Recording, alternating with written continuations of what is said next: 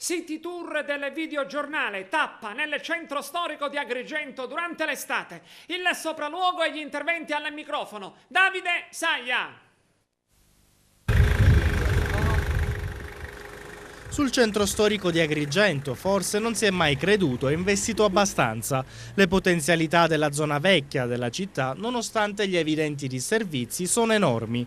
E testimonianza di ciò sono le presenze turistiche che fanno tappa in quei luoghi. Luoghi che mostrano tutte le pecche, le colpe e le omissioni di chi avrebbe dovuto evitare situazioni come quella della cattedrale di San Gerlando, cagionevole tesoro di arte e cultura, depotenziato dal rischio crollo e dalle impalcature di sicurezza.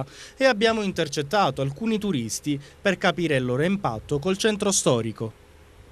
Come ha trovato il centro storico di Agrigento? Siamo appena arrivati, lo stiamo scoprendo in questo momento. Abbiamo fatto la visita alla cattedrale, ci siamo fermati un momento giù nella parte bassa, molto caotica come traffico, vediamo. Ecco, ha avuto delle difficoltà a raggiungere il centro storico di Agrigento, diciamo questa parte della città? Fortunatamente no, ma perché siamo provvisti di uno scooter, forse avremmo avuto più problemi con altri mezzi. Avete trovato il centro storico di Agrigento?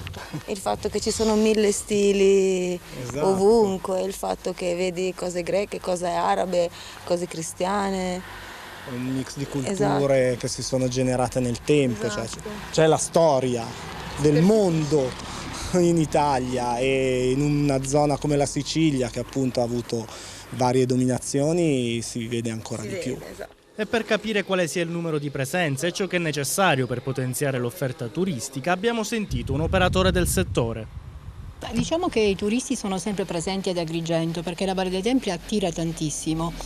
Ultimamente c'è anche l'attenzione in modo particolare anche per il centro storico e anche per la cattedrale, perché grazie anche all'impegno della diocesi, insomma, il fatto stesso che una parte della cattedrale è aperta, già questa è una cosa importante per noi che operiamo nel settore e che operiamo qui proprio in alto, nella zona più alta di Agrigento. Cosa bisognerebbe fare per potenziare questa offerta turistica? Ma secondo me la cosa più importante sarebbe quella di far collegare la Valle dei Templi al centro storico. Perché molti che vengono da me o come vengono altri B&B che dicono soltanto la Valle dei Templi, ma poi cosa c'è ad Agrigento? Allora devi spiegare che ad Agrigento ci sono tantissime altre cose da vedere. Allora quando allora io o mio marito come operatori del settore spieghiamo cosa c'è ad Agrigento, molti dicono ma allora un giorno non basta, no, ma quindi non è pubblicizzata bene Agrigento.